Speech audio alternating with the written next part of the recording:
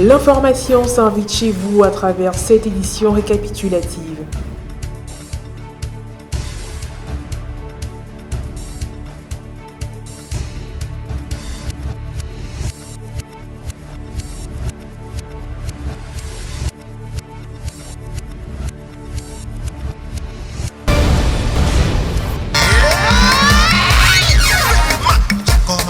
À la gloire de notre Seigneur,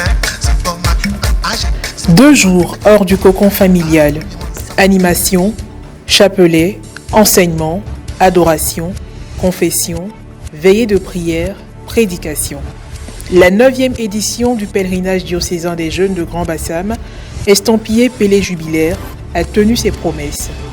Ce sont plus de 3000 jeunes qui ont accepté et sont venus se faire instruire sur la chasteté, qui est une vertu, voire un idéal moral et religieux. L'objectif général de ce pèlerinage était de redynamiser et former une jeunesse entreprenante et spirituelle à l'église jubilaire. La journée du samedi 24 avril 2021 a été marquée par la cérémonie d'ouverture présidée par son Excellence Monseigneur Raymond Awa, évêque du diocèse de Grand Bassam. Kalao dit bienvenue. Et nous avons écouté la parole de Dieu. Pour le bien et pour le mal, ce qu'on fait, notre corps, c'est pour le Christ. Le Christ, il nous a demandé de verser l'eau sur votre tête, de mettre l'onction, de vous consacrer. Vous appartenez au Christ.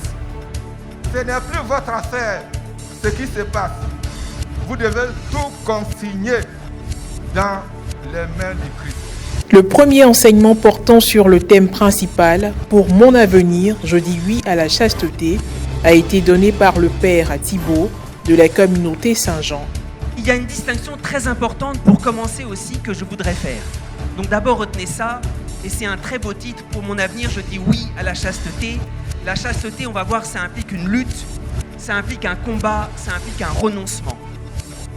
Mais la chasteté, c'est d'abord dire oui, je veux accueillir le don de l'amour que Dieu me fait envers ma fiancée et eux, ou envers ma fiancée et mon fiancé et. Une distinction très importante sur laquelle je voudrais m'arrêter. Une distinction entre la tendresse et la sexualité. Très souvent, on pense que la tendresse, elle réclame la sexualité ou que la tendresse, à son maximal, c'est dans la sexualité. Ce n'est pas vrai. Les pèlerins ont aussi vécu un temps d'adoration et ont pris part au sacrement de réconciliation. La soirée a été consacrée à la veillée de prière dénommée « Jésus dans mon bon lit » avec à la trame 3 prédications conduites respectivement par le père Ndoli Théodore autour du thème « La chasteté, un plus pour mon avenir ». La sœur Marceline Ebia a partagé des techniques pour réussir sa chasteté. Et le frère Jean-Paul Angaté s'est étendu sur comment réussir la chasteté lorsqu'on a vécu des années de sexe. Soulignons que les temps de louange et de prière ont également été au programme.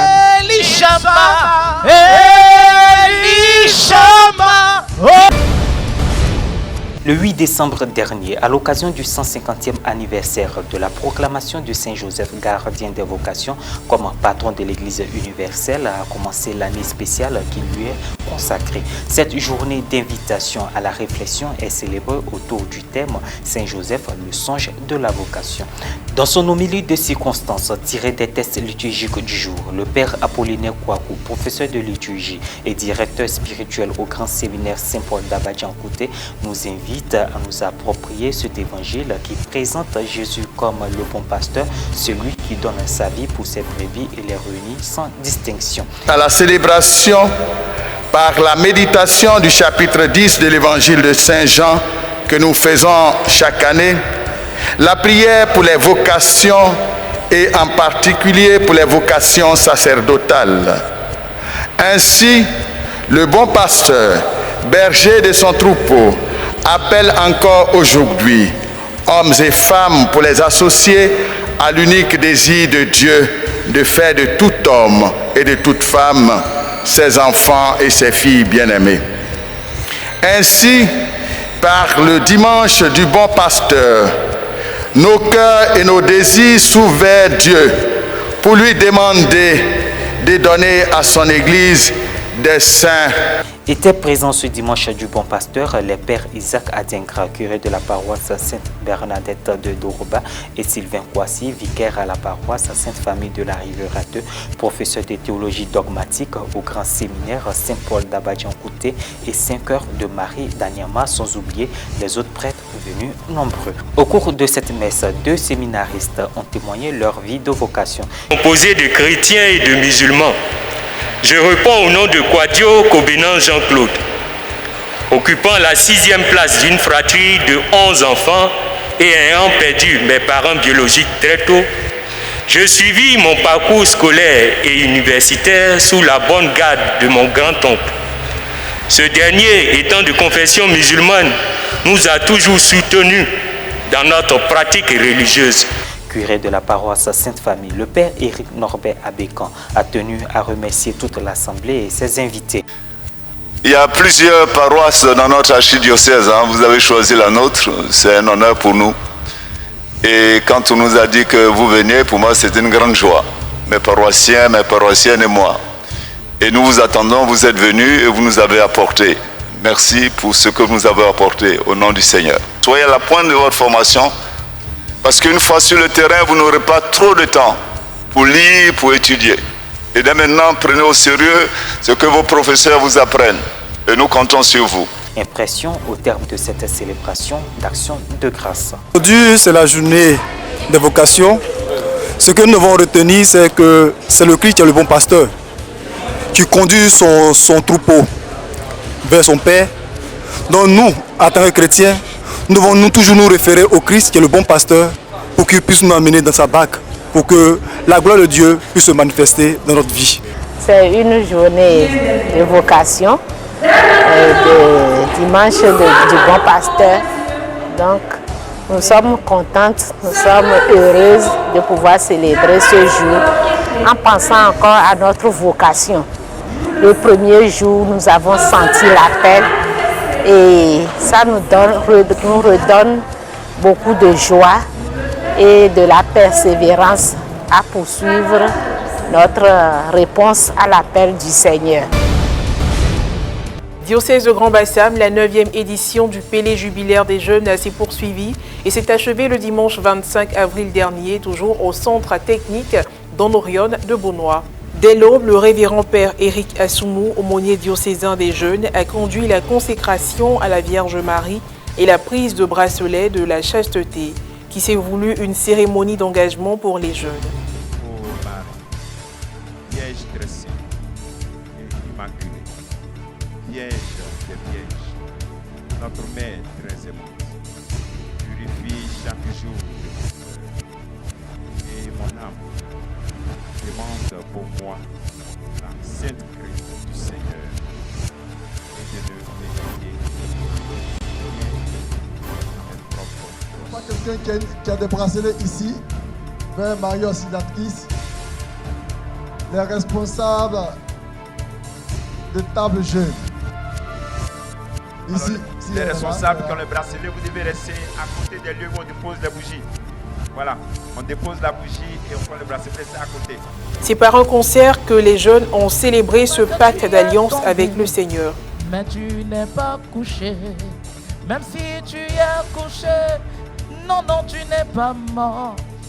Même si tu meurs, tu ressusciteras avec Jésus-Christ pour bon berger. Le sommet de ce grand rassemblement a été la messe de clôture présidée par son Excellence, Monseigneur Raymond Awa, évêque de Grand-Bassam, et concélébrée par le vicaire général, le père Jean Bonzo Kouassi, et les vicaires épiscopaux du diocèse.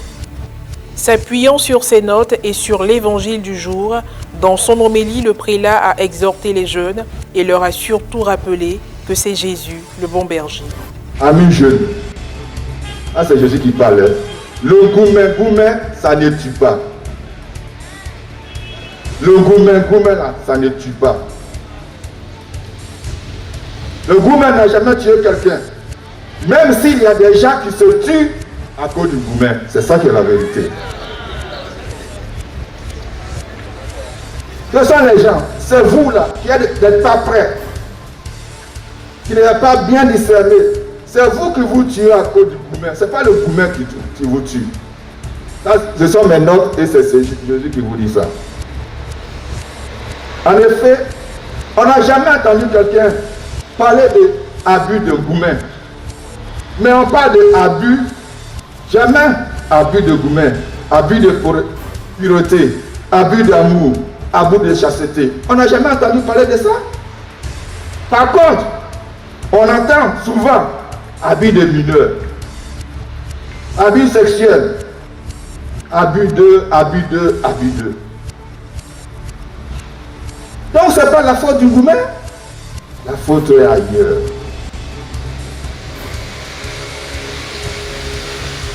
Cela me note, amis jeunes, Jésus vous dit quelque chose encore de très important. Il vous dit dans l'évangile ce matin, je suis le bon berger. Ça là, ça n'a rien à voir avec le peuple. Ça n'a rien à voir avec autre chose. Je suis le bon berger. Je vous donne l'occasion de vous traduire cette expression-là. Le thème du bon berger, en effet, parle tout simplement de leadership. C'est vous qui avez cherché. Hein. Vous l'avez invité dans votre vie. Quand il est venu à tirer les conséquences. Je suis le bon berger. Je connais mes brebis. Mes brebis écoutent ma voix. Mes brebis doivent me suivre. Jésus vous dit ce matin, amis jeunes, il est le meilleur leader pour vous, pour chacun de vous, même le meilleur leader pour votre cœur. Aujourd'hui, on le sait très bien, il y a trop de bergers, il y a trop de bergères, et peut-être, excusez-moi le terme, peut-être il y a trop d'animaux aussi. Je suis le bon berger, je connais mes brebis et mes brebis me connaissent. Amis jeunes, c'est ça qui est la vérité. Quand tu es dans le bonheur de quelqu'un, comment ne pas connaître cette personne? Mais c'est que tu te caches, tu portes le masque. Moment fort, l'hommage à Saint Joseph, gardien des vocations, à travers la reconstitution d'un poster à son effigie. Cette année dédiée à Saint Joseph, très chaste époux de la Vierge Marie, le pape François nous présente sa vocation en modèle de vocation. Avec lui, offrons les différentes vocations de notre diocèse qui, formant un seul corps, a divers membres vocationnels qui la composent. Les rites de fin ont été marqués par une quête spéciale réalisée par secteur pour la construction de la future cathédrale Saint-Esprit de Moquéville. On prend son argent. On prend son argent. Hey, je vous attends. Vous la faites. Vous la faites. On avance. On avance. Venez avec l'argent. Venez avec l'argent. L'argent, l'argent, l'argent.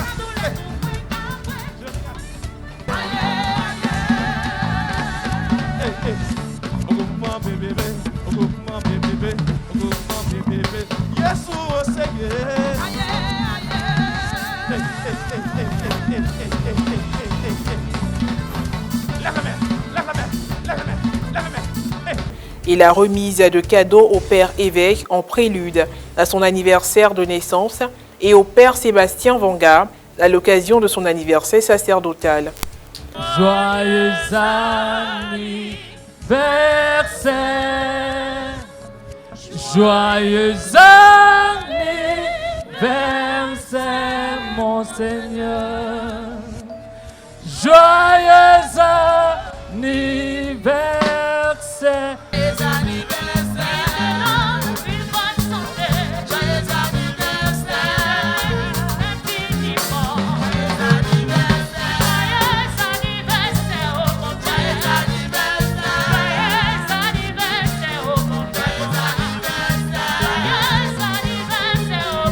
Le président de la coordination des comités jeunes du diocèse de Grand Bassam, Lucien Diosounoukoun, n'a pas manqué d'adresser des remerciements tant à Monseigneur Awa, aux aumôniers qu'aux pèlerins.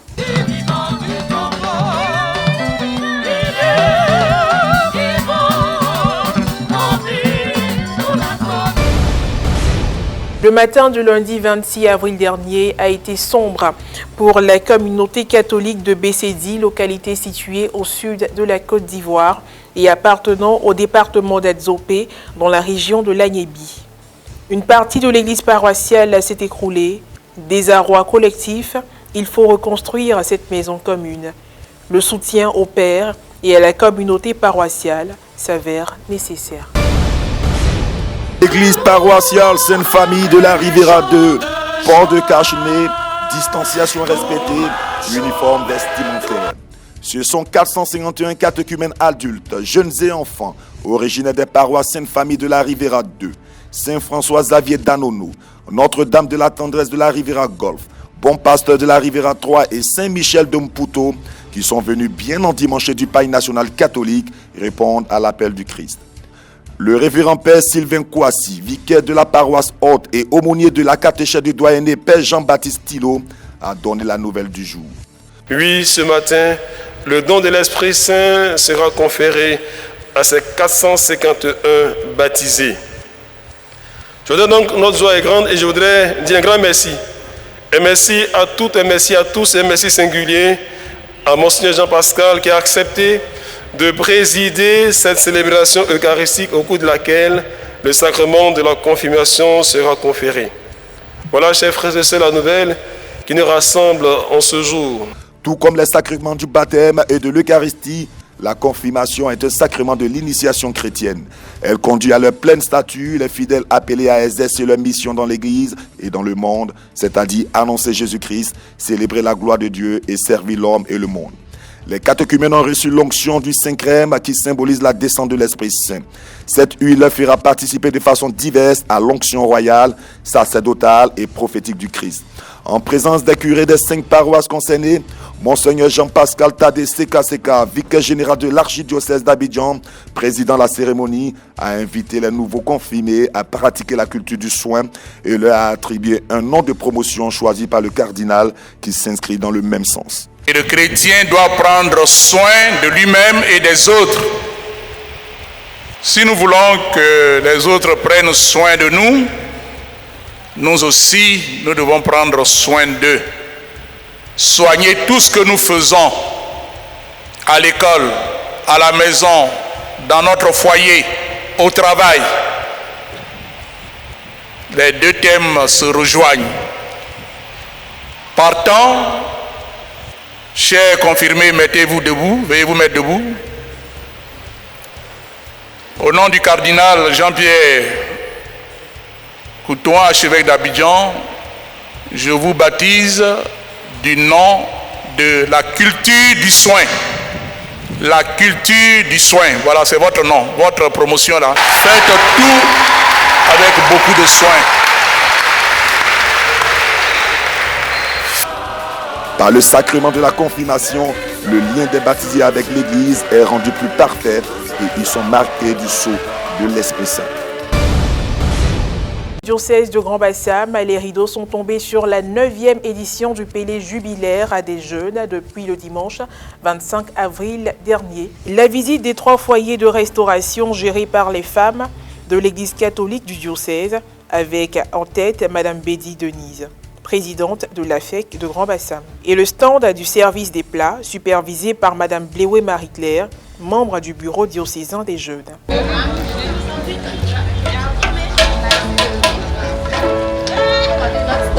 Spécialiste du riz.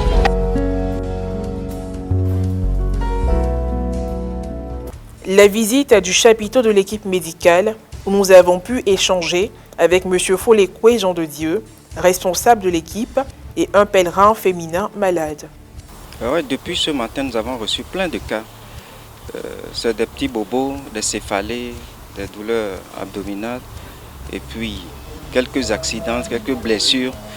Le seul cas qu'on a reçu qui est un peu critique, c'est celle qui est couchée là, vous voyez, avec une hyperthermie. Je souhaite guérir pour pouvoir retourner à mes amis, pour pouvoir vivre mon pèlerinage avec fierté, pour pouvoir louer le Seigneur qui me donne la santé. Après la visite, place aux interviews réalisées avec les initiateurs et responsables du pèlerinage. À la place des pèlerinages journaliers, on faisait matin, on finissait le soir. Le conseil diocésain a décidé d'offrir aux jeunes un pèlerinage s'étend sur plusieurs jours, afin que les jeunes aient le temps de se détacher de leur maison, de leur famille, de faire un fait de chauffement avant d'entrer dans le mouvement spirituel.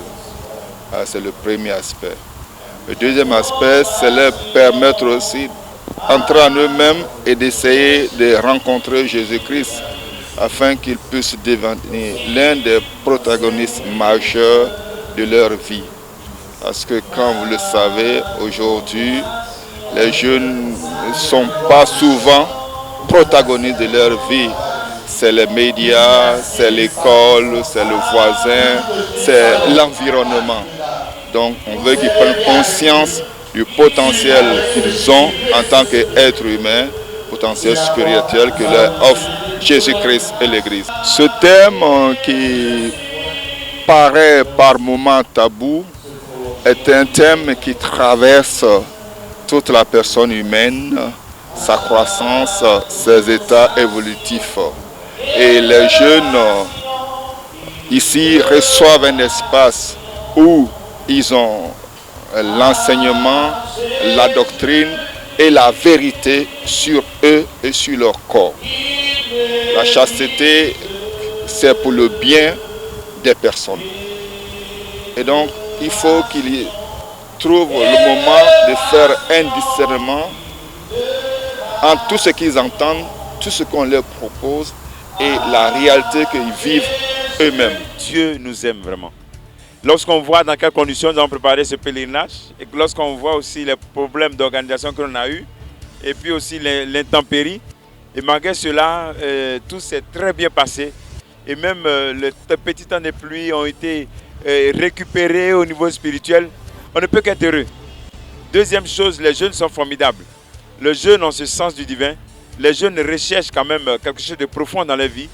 Les jeunes ont besoin qu'on leur enseigne, qu'on leur présente les vertus et beaucoup d'entre eux sont prêts à l'assumer. Ce que nous pouvons retenir au thème de ce pèlerinage, c'est le message essentiel. Le message essentiel qui sur la chasteté. Voilà, je crois qu'aujourd'hui encore dans son homélie, Monseigneur nous l'a résumé simplement. Donc aujourd'hui, quand on a regardé la soirée, l'engagement de tous nos jeunes hier, en prenant l'engagement de vivre, pour ceux qui ont vécu la soirée, plusieurs jeunes se sont engagés. Pour nous jeunes, par exemple, accepter ce modèle de vie, c'est en même temps maîtriser beaucoup de pulsions. C'est en même temps avoir une sexualité responsable et en même temps aussi c'est d'être de bons pères de mère. La même édition du pèlerinage a vraiment été bénéfique pour tous les jeunes, j'ose croire, avec le thème déjà qui était vraiment très attrayant. On a pu vraiment bénéficier d'assez de temps de formation et je puis dire que nous avons vraiment reçu assez de rudiments afin de prendre vraiment en charge notre vie de jeunes. Je pense que ce pèlerinage vraiment marquera son temps dans l'histoire. L'institution du sacerdoce ministériel remonte à l'institution de la Sainte Seine. Le jour où le Christ a institué la Sainte Seine, il a institué en même temps le sacerdoce ministériel dans l'Église. Et les textes sont là pour confirmer ce que je suis en train de dire. Matthieu 26, 26 à 29 et Marc 14, 22 à 25. Et ces textes disent que pendant que Jésus mangeait avec eux, il prit le pain. Il prit le pain, il rendit grâce et il donna ce pain à ses disciples en disant: prenez et mangez, ceci est mon corps. Prenez et buvez, ceci est mon sang. Le sang de l'alliance nouvelle et éternelle qui sera versé pour vous et pour la multitude en rémission des péchés. Cette célébration eucharistique qu'il a instituée le jour de la Sainte Seine. Aujourd'hui, le prêtre participe à la fonction du Christ tête, c'est-à-dire du Christ chef de l'Église. Et il exerce la fonction de gouvernement, de l'enseignement et de la sanctification. Par le gouvernement, le prêtre participe à l'autorité du Christ. Cette autorité est service. Cette autorité consiste à prendre soin des brebis. Cette autorité comporte protection, soin, éducation dans la foi. Par la fonction de gouvernement, le prêtre se met dans la peau du Christ qui paie son troupeau. Le prêtre exerce aussi la fonction de l'enseignement et de la sanctification. Et il a reçu mandat du Christ ressuscité qui a dit aux apôtres: allez dans le monde entier, de toutes les nations, faites des disciples, baptisez-les au nom du Père, du Fils et du Saint-Esprit, et enseignez-leur à observer mes commandements. Voilà, à travers cette déclaration, nous voyons bien que le prêtre, par mandat du Christ, doit enseigner le monde entier et doit administrer des sacrements pour pouvoir sanctifier le peuple des fidèles. Et à travers les sacrements qu'il administre, c'est le Christ lui-même qui se rend présent en lui, puisqu'il agit dans la personne du Christ. Et se rendant présent en lui, le Christ agit réellement à travers lui. Et il l'utilise pour faire ce que lui-même en tant que personne ne pourrait pas faire en temps normal. C'est-à-dire absoudre les péchés, consacrer le pain et le vin qui devient corps et sang du Christ.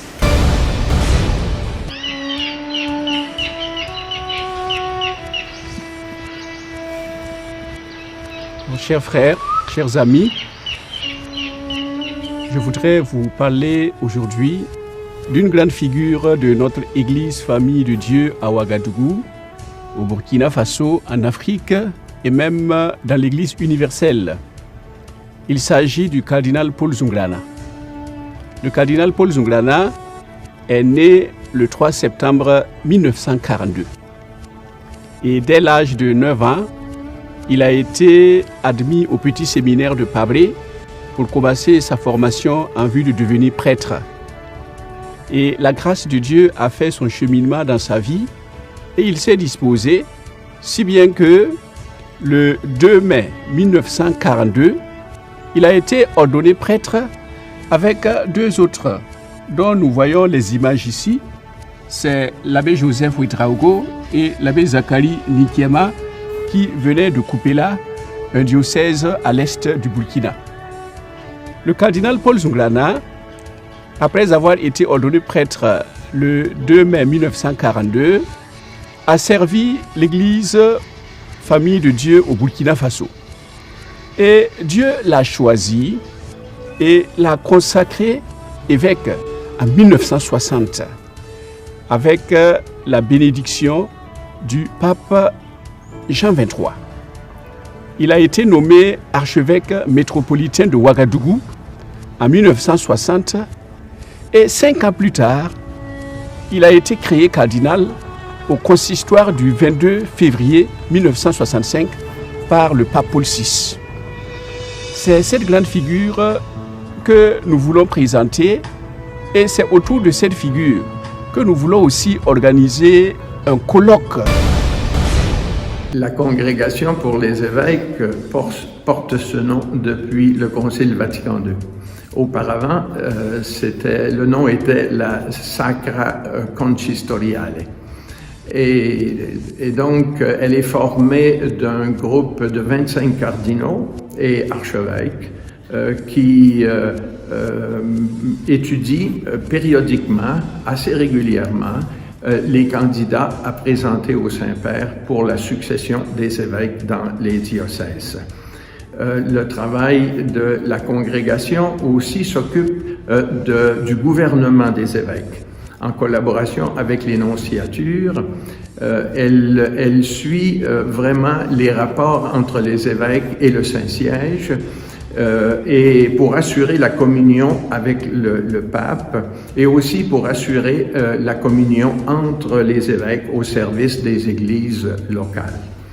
C'est un travail délicat, c'est un travail important que nous faisons dans un grand esprit de discrétion, à la fois pour assurer le respect de l'autorité locale et aussi pour assurer, je dirais, la confidentialité des informations que nous recevons pour faire les choix justes et offrir au pape des hommes qui soient des pasteurs fiables, des hommes de foi solides, des hommes aussi qui ont une ouverture à l'Église universelle, qui ont un esprit de solidarité, un esprit vraiment de service et d'amour pour le peuple de Dieu et qui sont éprouvés pour le respect des personnes et l'esprit de communion entre eux, de fraternité.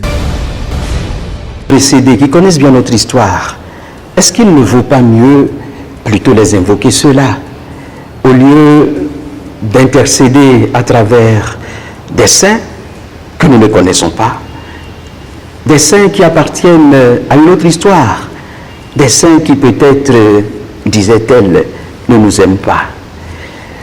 Ne faut-il donc pas remplacer la communion des saints par le culte des ancêtres? Avant de répondre à cette question, il faudrait préciser une chose qui me paraît extrêmement importante. C'est que cette question est née d'une revendication.